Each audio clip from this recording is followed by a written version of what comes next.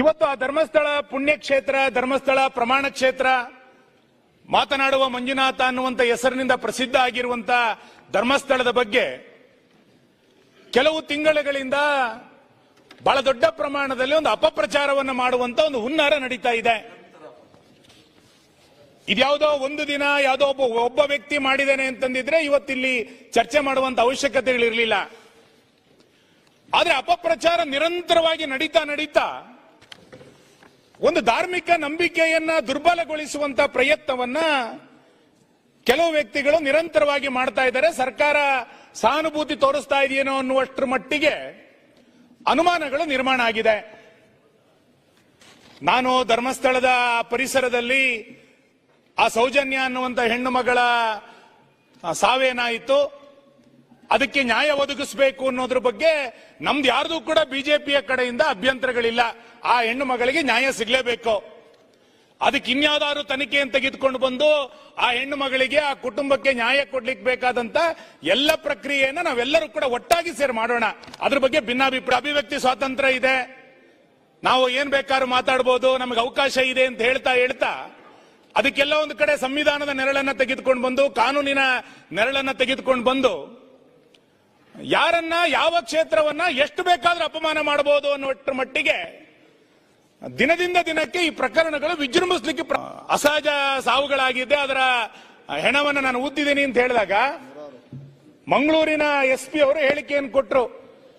ಈತ ಹೇಳ್ತಾ ಇರೋದ್ರ ಬಗ್ಗೆ ಒಂದು ಅನುಮಾನ ಇದೆ, ಆತನನ್ನ ಮಂಪರ್ ಪರೀಕ್ಷೆಗೆ ಒಳಪಡಿಸಬೇಕು ಅಂತೇಳಿ ಮಂಗಳೂರಿನ SP ಹೇಳಿಕೆ ಕೊಟ್ಟಿದ್ರು. ಆಗ ತನಿಖೆ ಸರಿಯಾಗಬಹುದು ಅಂತ ಅನ್ಕೊಂಡಿದ್ವಿ.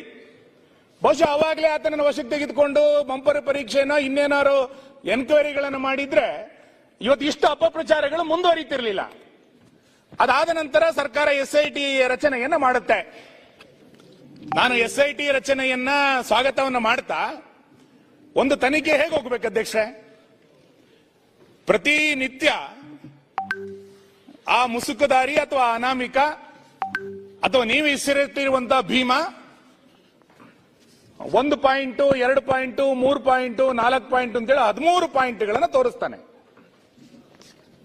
ನನಗೊಂದು ಬಹಳ ಆಶ್ಚರ್ಯ ಮಾನ್ಯ ಅಧ್ಯಕ್ಷರೇ, ನಾವೆಲ್ಲ ಸಣ್ಣ ಮಕ್ಕಳಿದ್ದಾಗ ರಾಜ್ಕುಮಾರ್ ಅವರದೊಂದು ಪತ್ತೆದಾರಿ ಫಿಲಂಗಳು ನೋಡ್ತಾ ಇದ್ವಿ, ಸಸ್ಪೆನ್ಸ್ ಫಿಲಂಗಳನ್ನ.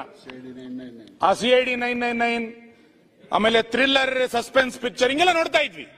ಇದು ಹಂಗೆ, ಇದು ಬೆಳಿಗ್ಗೆ 10 ಗಂಟೆ 11 ಗಂಟೆಗೆ ಕಾಯೋದು. ಈಗ ಮುಸುಕುದಾರಿ, ಈಗ ಇಲ್ಲಿಂದ ಹೊರಟರು, ಈಗ ಬಂದ್ರು ಅಂತೇಳಿ ಯಾರು ಹೇಳೋದು? ಅವರ ಜೊತೆನಲ್ಲಿರುವಂತ ಒಂದಿಷ್ಟು ಮಾಧ್ಯಮಗಳು, ಯೂಟ್ಯೂಬರ್ಗಳೇ ಅದನ್ನ ಕ್ರಿಯೇಟ್ ಮಾಡೋದು. ನಂತರ 1ನೇ ಗುಂಡಿಯನ್ನು ತೆಗೆದೋದ್ರಲ್ಲಿ ಏನ್ ಸಿಕ್ತೋ ಬಿಡ್ತೋ ನಮಗೆ ಗೊತ್ತಿಲ್ಲ. ನಾನು ಅದನ್ನ ಅಧಿಕೃತವಾಗಿ ಹೇಳಲಿಕ್ಕೆ ತಯಾರಿಲ್ಲ, ಹೋಮ್ ಮಿನಿಸ್ಟರ್ ಅದನ್ನ ಹೇಳಬೇಕು. ಸಂಜೆಯ ಹೊತ್ತಿಗೆ ಅವರೇ ಹೇಳೋದು, ಇದರಲ್ಲಿ ಒಂದು ಹೆಣ್ಣಿನ ಮೃತದೇಹ ಸಿಕ್ಕಿದೆ, ಒಂದು ಅಸ್ಥಿಪಂಜರ ಸಿಕ್ಕಿದೆ, ಇದು 16 ವರ್ಷದ್ದು ಅಂತ ಅನ್ನಿಸ್ತಾ ಇದೆ ಅಂತೇಳಿ ಅವರೇ ಅದನ್ನ ಸುಳ್ಳು ಸುದ್ದಿಗಳನ್ನ ಹರಡೋದು. ನಂತರ 6 ಗಂಟೆ ನಂತರ 5 ಗಂಟೆ ನಂತರ ಮುಸುಕುದಾರಿ ಎಲ್ಲಿ ಹೋಗ್ತಾನೆ ಅಂತ ಗೊತ್ತಿಲ್ಲ. ಬೆಳಿಗ್ಗೆ 10 ಗಂಟೆಯಿಂದ 5 ಗಂಟೆ ತನಕ SITಯ ವಶದಲ್ಲಿ ಅಂತ ಹೇಳಲ್ಲ, SITಯ ಜೊತೆನಲ್ಲಿ ಸಹಪಾಠಿ ಅಂತ ಜೊತೆನಲ್ಲಿ ಹೋಗಿ ಮಾಡೋದು.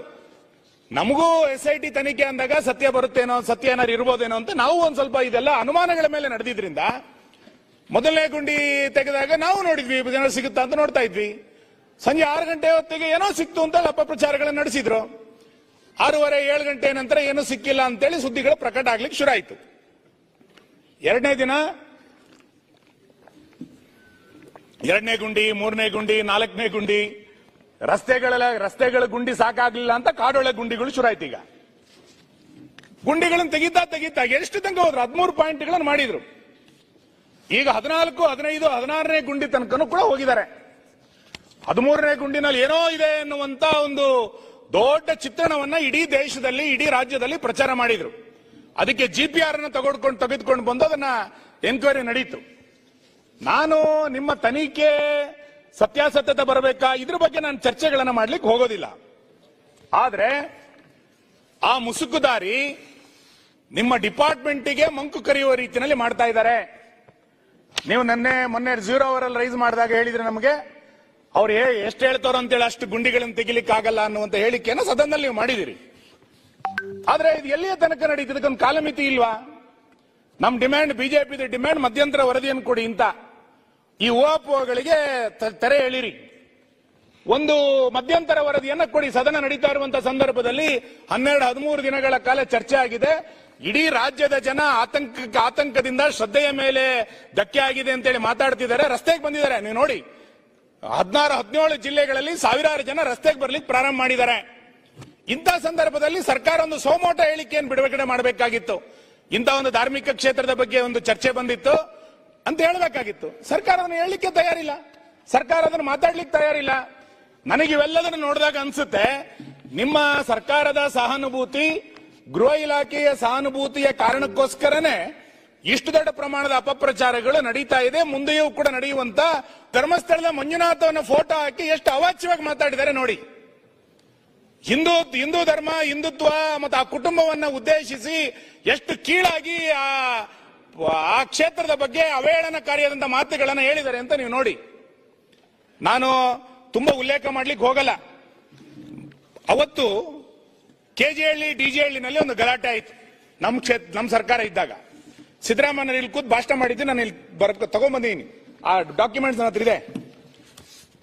ಒಬ್ಬ ಫೇಸ್ಬುಕ್ ನಲ್ಲಿ ಒಂದು ಮತದ ಯಾರೋ ಪ್ರಮುಖರ ಬಗ್ಗೆ ಅವೇಳನ ಮಾಡದ ಅನ್ನುವಂತ ಒಂದು ಪೋಸ್ಟ್ ಅನ್ನ ಇಟ್ಕೊಂಡು, ಫೇಸ್ಬುಕ್ ಹಾಕಲಂತ ಒಂದು ಪೋಸ್ಟ್ ಅನ್ನ 6 ಗಂಟೆಗೆ ಹಾಕ್ತಾ ಅನ್ನೋದನ್ನ ಇಟ್ಕೊಂಡು ಇಡೀ ಪೊಲೀಸ್ ಸ್ಟೇಷನ್ ಅನ್ನ ಒಂದು ಗುಂಪು ಸುಟ್ಟಾಕಿದೆ ಮತ್ತು ಒಂದು MLA ಮನೆಯನ್ನು ಸುಟ್ಟಾಕ್ತು.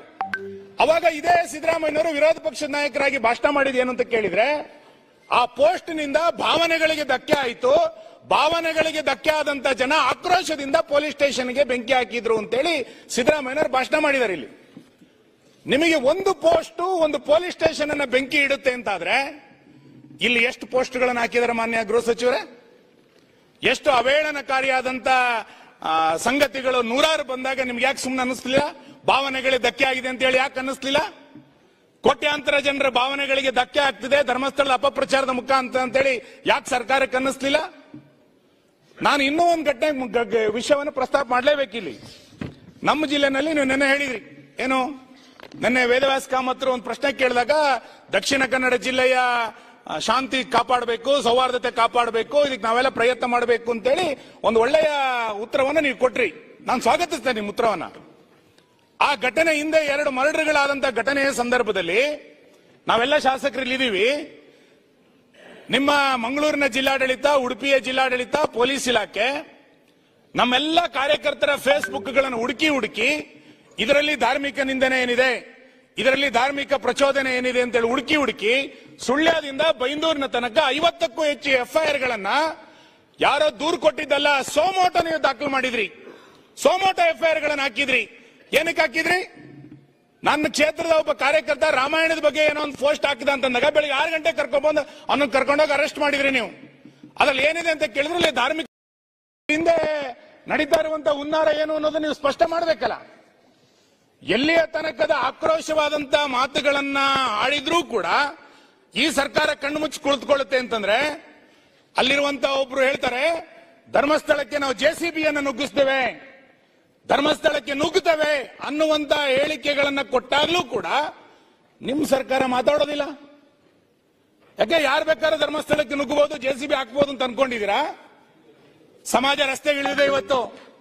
ಧರ್ಮಸ್ಥಳದ ಬಗ್ಗೆ ಮಾತಾಡಬೇಡಿ ಅಂತ ನಾವು ರಿಕ್ವೆಸ್ಟ್ ಮಾಡ್ತಾ ಇರೋದು. ಅಪಪ್ರಚಾರಗಳನ್ನು ಮಾಡೋರನ್ನ ಕಂಟ್ರೋಲ್ ಮಾಡಿ ಅಂತ ನಾನು ವಿನಂತಿ ಮಾಡ್ತಾ ಇದ್ದೇನೆ.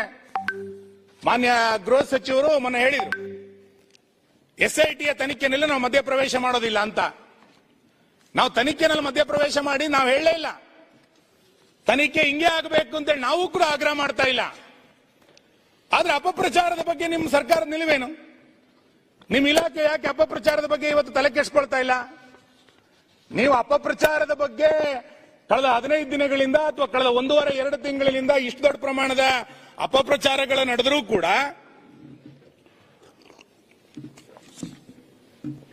ನೀವು ಮೌನ ವಹಿಸಿರೋದು ನೋಡಿದ್ರೆ ನಮಗೆ ಇದ್ರ ಬಗ್ಗೆ ಅನುಮಾನ ಇರೋದು. ಸರ್ಕಾರ ಏನ್ ಪಿತೂರಿ ಮಾಡ್ಲಿಕ್ಕೆ ಹೊರಟಿದೆ? ಯಾರ್ಯಾರ ಜೊತೆ ಸೇರ್ಕೊಂಡು ಸರ್ಕಾರ ಪಿತೂರಿಯನ್ನು ಮಾಡ್ತಾ ಇದ್ದೀರಿ? ಹಿಂದೂ ಧಾರ್ಮಿಕ ಸಂಸ್ಥೆಗಳನ್ನ ಹೇಗ್ ಬೇಕಾದ್ರೂ ನಡೆಸ್ಕೊಂಡು ಸುಮ್ಮನಿರುತ್ತೆ ಅಂತೇಳಿ ನಿಮ್ ಮನಸ್ಸಿಗೆ ಬಂದ್ಬಿಟ್ಟಿದ್ಯಾ? ಒಂದು ಪುಣ್ಯಕ್ಷೇತ್ರದ ಬಗ್ಗೆ, ನಮ್ಮ ನಾಡಿನ ಒಂದು ಪ್ರಸಿದ್ಧ ಪುಣ್ಯಕ್ಷೇತ್ರದ ಬಗ್ಗೆ ಇಷ್ಟೆಲ್ಲ ಅಪಪ್ರಚಾರಗಳು ಮಾಡಿದಾಗಲೂ ಸುಮ್ಮನೆ ಹೆಂಗಾಗುತ್ತೆ?